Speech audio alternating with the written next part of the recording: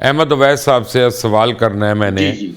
क्योंकि ये कानून के माहिर हैं, कानून को समझते हैं और कानून की बालादस्ती के लिए ये रोज़ अदालत में पेश भी होते हैं।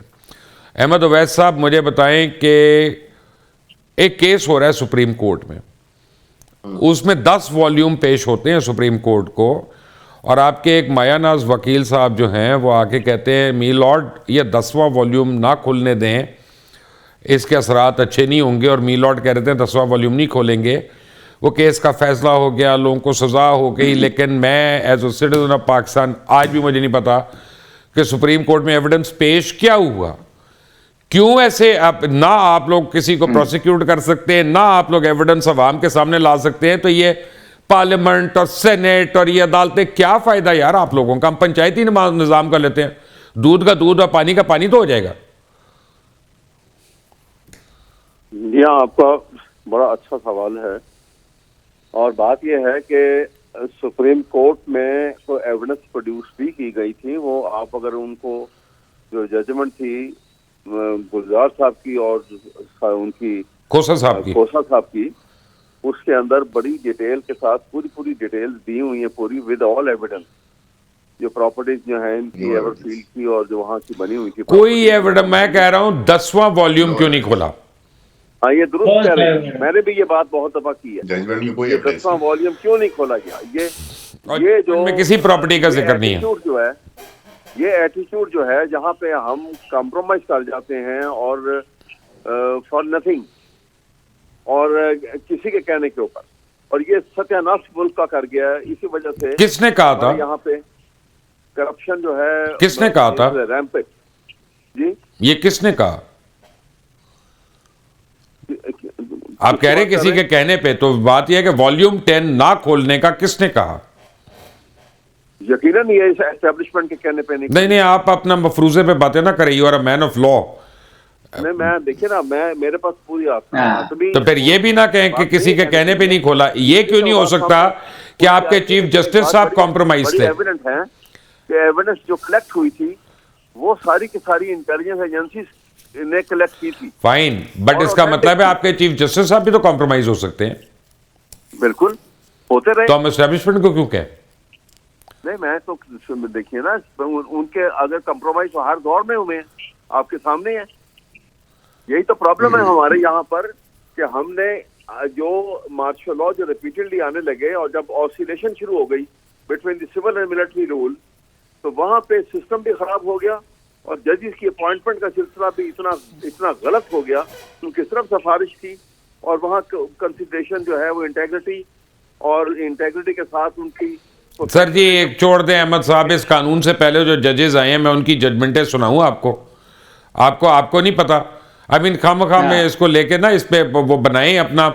अगर हमारी अदालतें इतनी अच्छी होती और आज़ाद होती तो फिर भुट्टो को फांसी होती नहीं होती। मैं तो कह रहा हूँ, आपसे पहले की बात कर रहा हूँ। आप देखें ना, मैं यही बात आपसे कर रहा हूँ कि आपको देखें कि ज़ियाउल हक के जमाने में एक लफ्ज आर्गुमेंट नहीं हुई थी उस नुसरत भुट्टो केस की, जब लार्जर बेंच बैठा हुआ था, और उस बगैर आर्गुमेंट के उसको 3 साल की परमिशन दे दी गई कॉन्स्टिट्यूशन अमेंड करने की। Now my question is very simple.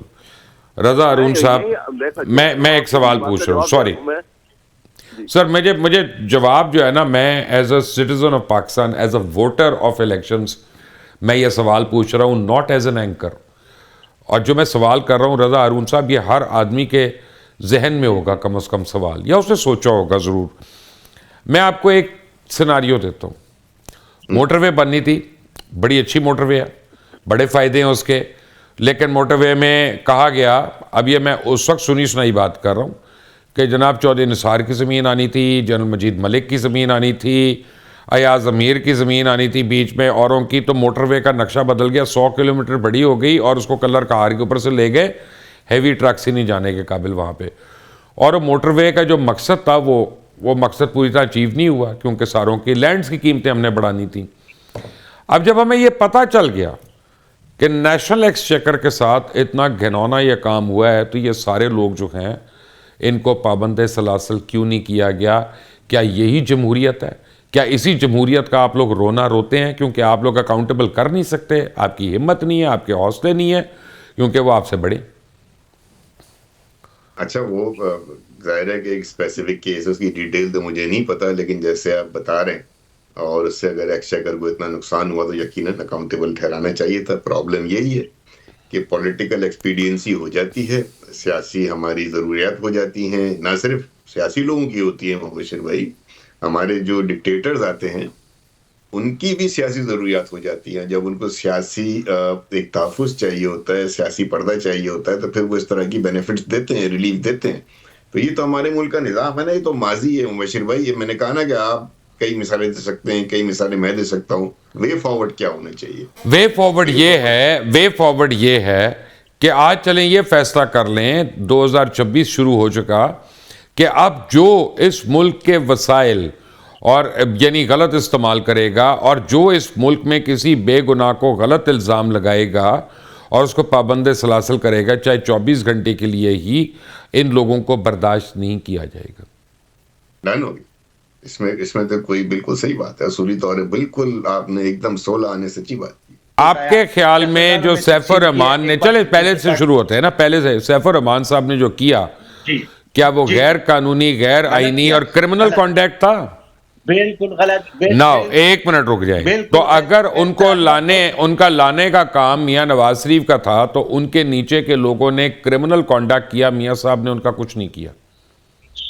सुन लेना सर, मैं उसी पे आता हूँ। उस वक्त मैं खुद सेनेटर था और जितने मुखालिफत मैंने की थी, और आपको याद होगा उस वक्त आप एएनपी के सेनेटर थे ना, माजद के साथ आप एएनपी के सेनेटर थे।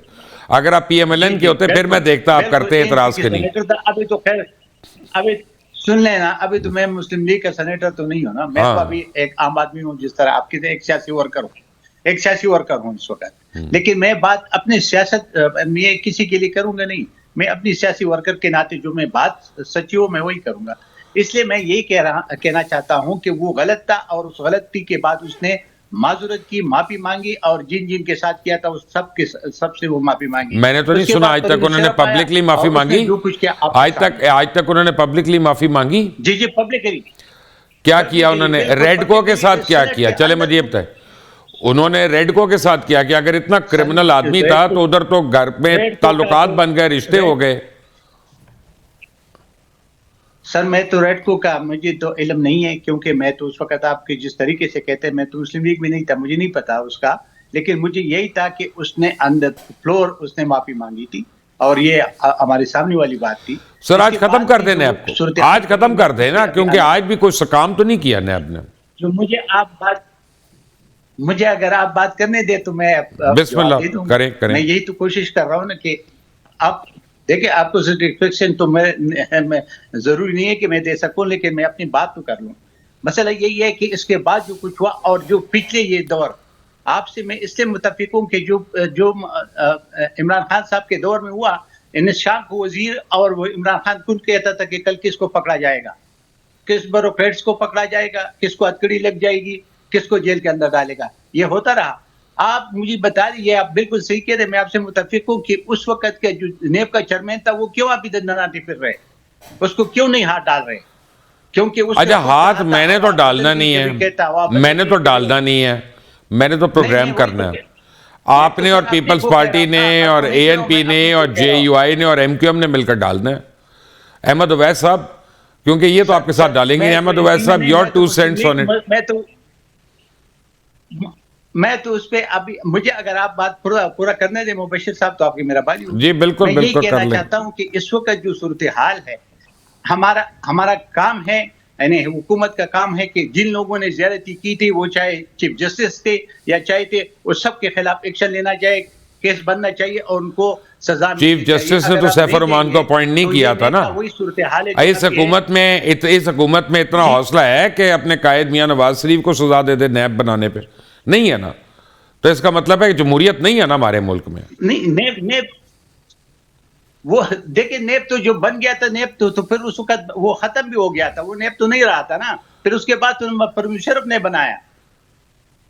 यार नैब तो वही था ना। चले, मैंने एक बड़ा अहम सवाल करना है अहमद उवैस साहब से।